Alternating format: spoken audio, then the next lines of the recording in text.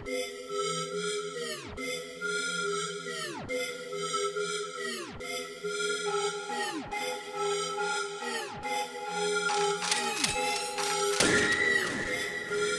pisi oyun, hak kuşa gelin önce bir sorun. Kafanız karışır bulamazsın, ondan başkasına soramazsın. İçeri dolu teknoloji hep, hak kuşa sorarsan çözülür he. Hak kuşa sorarsan çözümü ne, hak kuşta bulursun çözümü hep.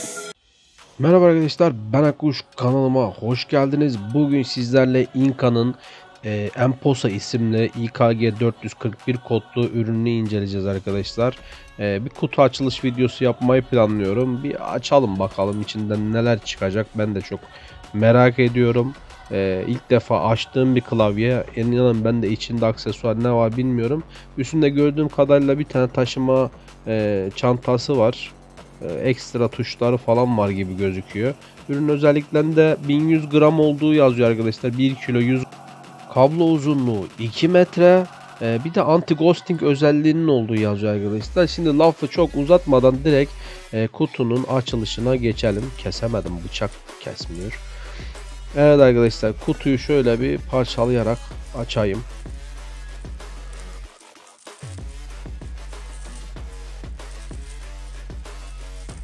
Şu üstündeki yalnız el işareti benim hiç hoşuma gitmedi arkadaşlar. Çok ne bileyim böyle canavarsı ve hoş olmamış, sanki böyle klavyeye bir canavar tutuyor gibi bir resim koymuşlar. Ben çok hoşlaşmadım o resimden.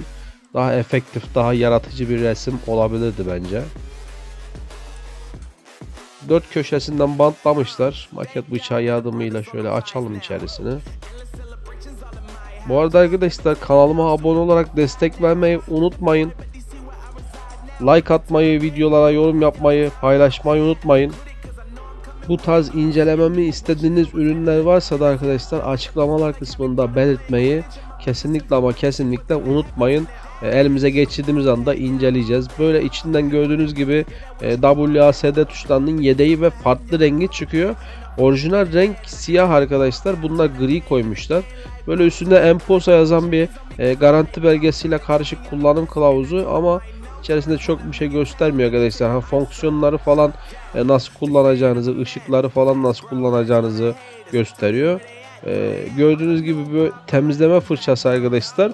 Diğeri de tuşları çekmek için kullanılıyor herhalde. Onları deneyeceğim şimdi tek tek.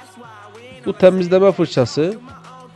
Normalde diğer bu zamana kadar açtığım hiçbir klavyeden neredeyse çıkmamıştı arkadaşlar. Bu tuşları rahat çıkartabilmek için kelepçe gibi bir şey, bunları deneyeceğim şimdi birazdan. Güzel ama yani içine düşünüp koymaları gerçekten hani fiyatını hak ettiğini gösteriyor bence.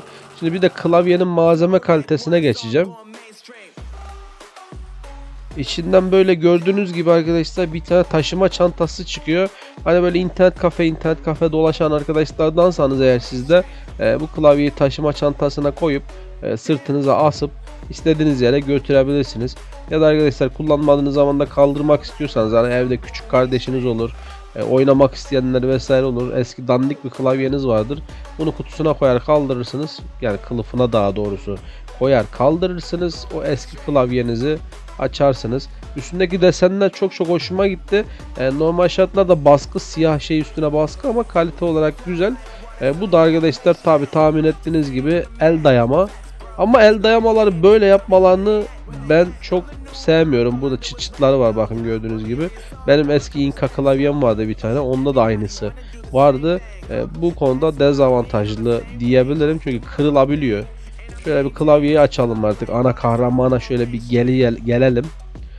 Bir bakalım içerisinde ne var ne yok, ne bizi karşılıyor. Nasıl bir kaliteye 400 lira 300 lira vereceğiz, onu bir görelim arkadaşlar.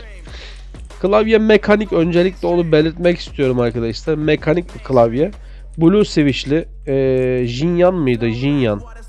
Evet, Jinyan'ın Blue switch'lerini kullanıyor. Ses olarak da güzel, beni tatmin etti. Bak şıkır şıkır ufaktan ediyor bak. Evet. Güzel, hoş bir sesi var arkadaşlar.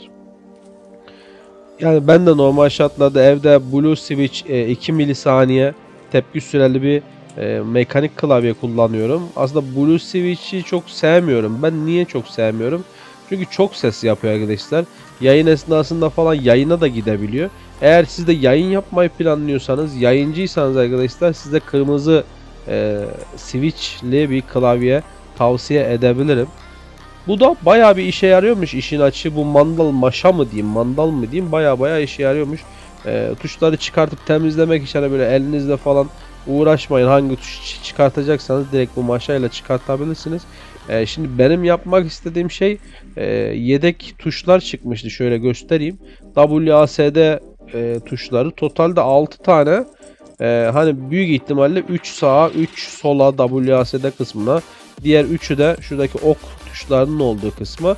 Ben bunları tabii ki değiştireceğim. Hani içine koydularsa değiştirilebilir. Ama gri yerine misal atıyorum başka bir renk yapabilirlerdi. Dikkat çekici bir yeşil olabilirdi misal. Fosforlu bir yeşil olabilirdi. Ya da atıyorum işte turuncu olabilirdi arkadaşlar. Gene fosforlu bir turuncu olabilirdi. Ya da kırmızı, böyle kan kırmızı da olabilirdi. Siyah ve kırmızının uyumu gayet güzel giderdi. Ama dediğim gibi zaten hani Empoza'nın kutusunun üzerinde yeşil bir tonaj var. Hani el işareti yeşil. Bir de Empoza yazısı yeşil.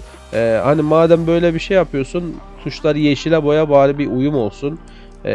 Güzel olmuş ama hani kötü olmamış. Gri de sevilebilir bir renkte.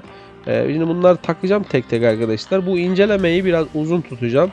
Diğer incelemeler gibi kestirip atmayacağım. Size böyle tek sindire bu klavyeyi göstereceğim arkadaşlar. İnternette illaki incelemesi vardır.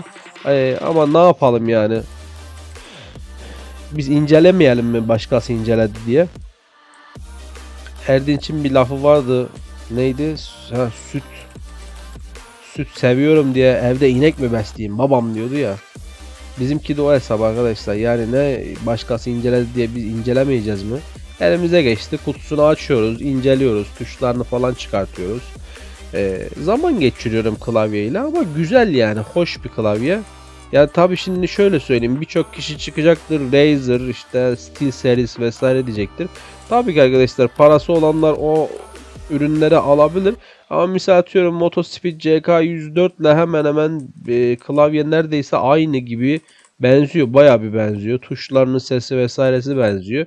O klavyeye kaldırıp arkadaşlar bir sürü para vereniniz olmuştur illaki. Zamanında dolar düşükken 200 lira civarında falandı. Şimdi büyük ihtimalle o uçmuştur onun fiyatı zaten. Hani bakmadım ama onunla birebir neredeyse aynı. İçinde verdiklerini düşünürseniz, ürünün Türkiye garantili olduğunu düşünürseniz, yani Inca kötü bir marka değil. Ayrıca böyle çok üst düzey bir kaliteli ürünleri yok ama bu klavyeyi sevdim ben çünkü güzel yapmışlar arkadaşlar. Hani kaliteli olmuş, işin açığı. Sevdiğim bir modeli almışlar, klonlamışlar diyebilirim. Ama dediğim gibi kötü olmamış. Hani bu tarz firmaların bu tarz ürünleri Türkiye'ye getirmesi beni ayrı bir onure ve gurure ediyor arkadaşlar. Şimdi isterseniz şu el desteğini bir takmaya çalışalım. Bu olsa da olur benim için, olmasa da olur ama bazıları arkadaşlar el desteği olmadan rahat edemiyorlar.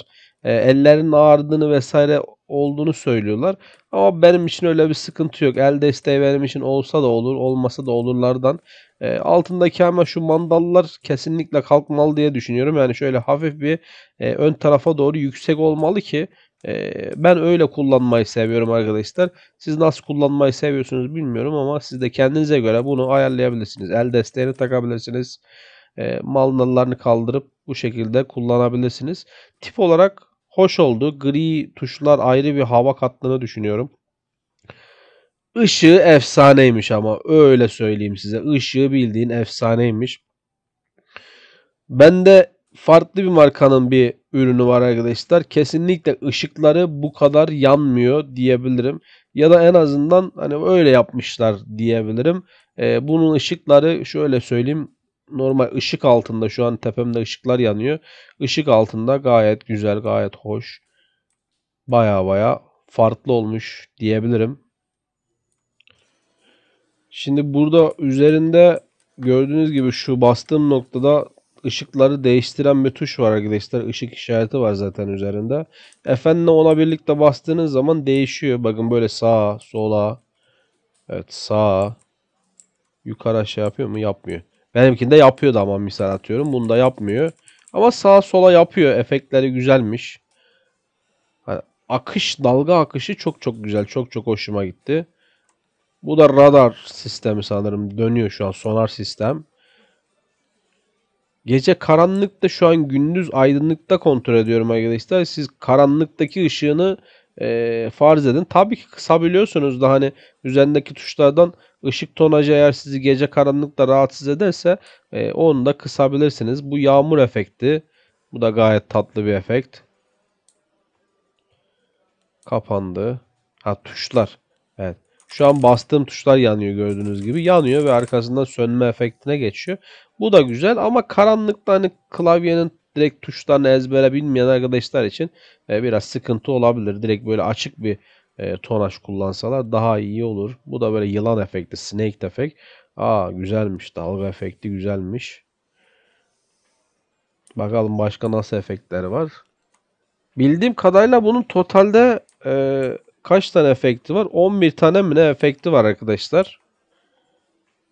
Bu klavyenin ortalama 11 tane falan bir efekti var. Farklı farklı. Bu 11 efekt arasında siz geçiş sağlayabiliyorsunuz. Ve oyun tuşlarını aydınlatabiliyorsunuz arkadaşlar. Oyun tuşları da var ayrıca. Sağlam. Yani malzeme kalitesi sağlam. Öyle düşürsek falan bir şey olacağını sanmıyorum. Oyun modları var. Dediğim gibi ışıklarda oyun modları var. Şu an şöyle hafif bir ses dinleteyim.